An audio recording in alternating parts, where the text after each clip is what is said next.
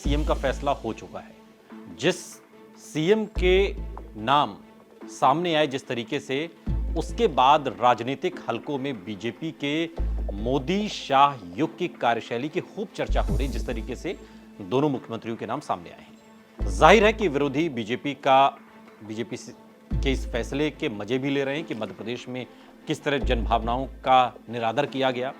अब लोगों का कहना है कि शिवराज सिंह चौहान मध्य प्रदेश में मुख्यमंत्री बनने के असली हकदार थे, लेकिन उन्हें जानबूझकर किनारे लगाया गया। इस तरह की बातें सोशल मीडिया पर हो रही हैं, विरोधी दल के लोग भी इस तरह की बातें कर रहे हैं, पर बीजेपी ऐसी आलोचनाओं से दबाव में नहीं आती। अगर बीजेपी का इतिहास आप टटोले तो बीजेपी आज फैसले लेने में किसी भी तरह का प्रेशर नहीं लेती है। आज फैसले का आधार सिर्फ एक और एक बिंदु पर होता है, और उस एक बिंदु से इतर न कोई दोस्ती काम आती है और न किसी भी शख्स की जो शख्सियत है, उसका जो शक्ति प्रदर्शन है, उसकी जो पावर है, न वो काम आती है। आज की बीजेपी में फैसले का आधार सिर्फ पार्टी हित है, यानी कि पार्टी के हित में जो होगा वही होगा। पार्टी हित का मतलब आगे आने वाले चुनावों में किसी फैसले से कितना जन समर्थन बढ़ेगा, इस पर भी होता है। अगर कोई इस कसौटी पर खरा उतरता है तो फिर उसके नाम पर दाग भी उजले हो जाते हैं। आज के इस वीडियो में हम आपको बताएंगे कि किस तरह आज पार्टी हित के आगे सब कुछ बेमानी है बीजेपी में। बीजेपी में नेताओं को अब समझ लेना चाहिए कि पॉलिटिकल शो की बजाय कार्यकर्ता किस तरीके से काम करने वालों को ही अब कुर्सी मिलेगी, ये समझना अब बीजेपी के लिहाज से कार्यकर्ताओं को समझाना आसान है।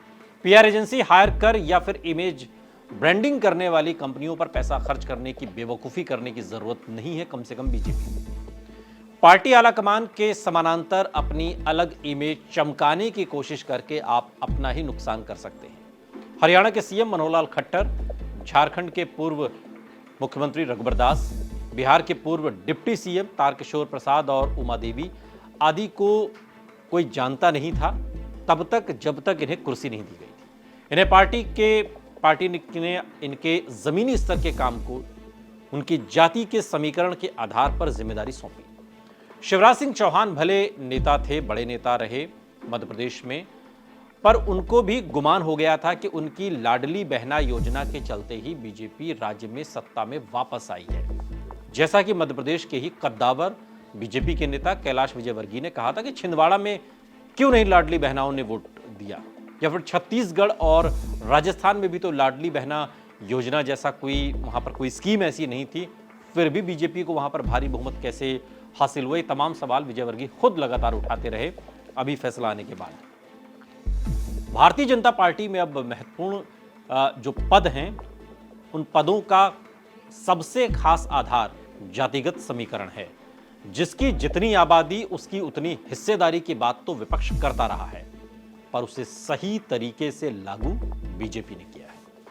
मनोहर लाल खट्टर हरियाणा में बने हुए हैं क्योंकि वो पंजाबी हैं, और हरियाणा में जाटों के बाद अगर सबसे अधिक संख्या किसी समुदाय की है तो वो पंजाबी है। यूपी में योगी आदित्यनाथ की कोई जाति नहीं है, संत हैं, इसलिए सभी जातियों के प्रिय। हालांकि पूर्वी यूपी में उनको एक राजपूत नेता के चश्मे से भी देखा जाता है, लेकिन पश्चिम में बिल्कुल ऐसा नहीं है। यूपी के दोनों डिप्टी सीएम में एक ब्राह्मण और एक ओबीसी को जगह दी गई है। यानी कि बीजेपी ने किस तरीके से जो जातिगत समीकरण के आधार पर चेहरों को जगह दी है, उसका एक नमूना है।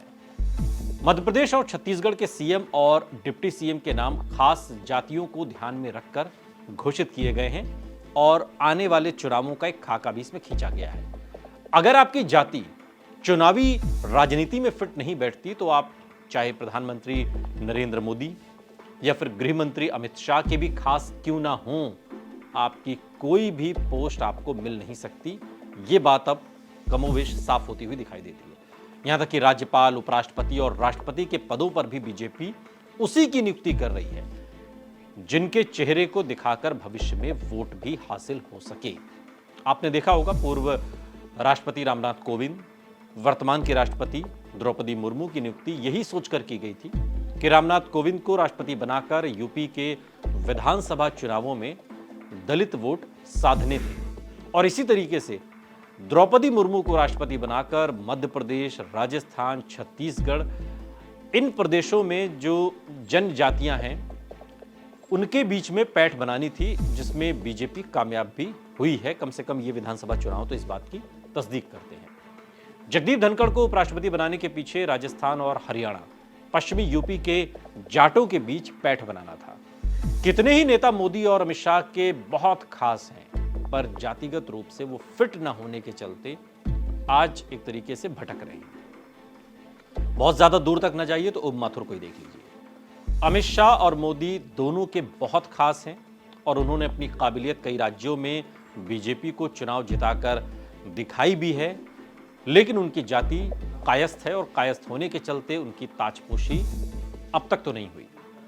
कायस्थ लोग किसी भी राज्य में इतनी संख्या में नहीं है कि किसी की जीत या हार का कारण बन सके, यानी कि मेजॉरिटी नहीं है, संख्या उतनी नहीं है कि वो सियासी तौर पर कोई असर छोड़ सकें। और एक कहावत है कि ज्यादा जोगी मठ उजाड़।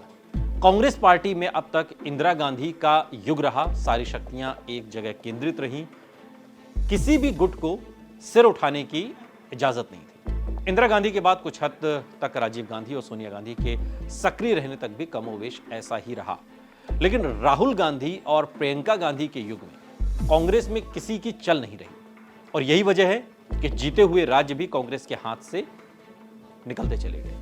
मध्य प्रदेश और गोवा में पिछला विधानसभा चुनाव जीत कर भी कांग्रेस अपनी सरकार नहीं बना सकी, और बन गई तो चला नहीं सकी। राजस्थान और पंजाब में कांग्रेस इतनी मजबूत स्थिति में थी कि वो फिर से सत्ता में वापसी कर सके, लेकिन दोनों राज्यों में कांग्रेस की जो अंदरूनी कलह थी वो खत्म होने का नाम नहीं ले रही थी। चाहे राजस्थान में सचिन पायलट और अशोक गहलोत हों, या फिर पंजाब में नवजोत सिंह सिद्धू और कैप्टन अमरिंदर। अब तो खैर अमरिंदर बीजेपी में है। और इसलिए कभी भी लोकतंत्र में भी सीमित रूप से अधिनायक तंत्र बहुत फायदेमंद हो जाता है। और यही वजह है कि इंदिरा युग और मोदी युग को भारत के सबसे मजबूत दौर के रूप में भी माना जाता है। बीजेपी में आज पार्टी आलाकमान की ओर से एक लकीर खींची जाती है, जिसका पालन हर हाल में सुनिश्चित होता है। पार्टी की सफलता दर सफलता का यही एक बड़ा कारण है। जिन लोगों ने उत्तर प्रदेश की राजनीति में बीजेपी की दूसरी बार सरकार का जो दौर देखा होगा, उन्हें साफ याद होगा कि अंदरूनी जो झगड़े होते हैं उनको लड़ाने ने पार्टी ने इस कदर कमजोर कर दिया।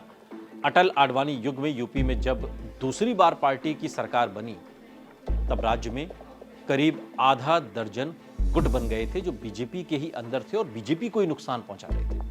पार्टी के भीतर एक कल्याण सिंह का गुट था, राजनाथ सिंह का गुट था, कलराज मिश्रा का गुट था, लालजी टंडन का गुट था, और ऐसे कई गुट खड़े हो गए थे और सबकी अपनी अपनी पैठ थी और सबके अपने अपने नेता थे, अपने अपने गुट थे। और लड़ाई इस स्तर तक पहुंच गई थी कि एक दूसरे के खिलाफ अफवाहें उड़ाना, खबरें लीक करवाना और आला कमान तक कानाफूसी आम बात हो गई।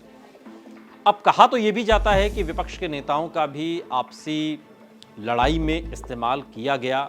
अब इसमें कितना सत्य है और कितना झूठ, ये तो इसे जाने दीजिए। लेकिन इन गुटबंदियों का ही हाल रहा कि यूपी में 17 साल तक पार्टी सत्ता से बाहर रही। जिस तरह से गुटबंदी राजस्थान बीजेपी में थी, उसके चलते यहां भी कभी बीजेपी की सरकार सही तरीके से नहीं बन पाई। एक बार बीजेपी, एक बार कांग्रेस का ही दौर रहा। पर पिछले 3 सालों से धीरे धीरे पार्टी के सभी गुटों को राजस्थान में खत्म किया गया और किसी को राज्यपाल बना दिया गया तो किसी को कोई दूसरा पद दिया गया, लेकिन बेहद पीछे रहने वाले लोगों को खास पद दिए गए। और इस तरीके से राजस्थान में लगातार प्रयास के बाद गुटबंदी को पूरी तरीके से समाप्त कर दिया गया, जिसका नतीजा चुनावों में देखने को मिला है। मध्य प्रदेश और छत्तीसगढ़ में हुई नियुक्तियां तो कम से कम ये बताती हैं कि खेमेबाजों को डिप्टी सीएम का पद भी मिलने वाला नहीं है। ये बात मध्य प्रदेश और छत्तीसगढ़ ने बता दी है।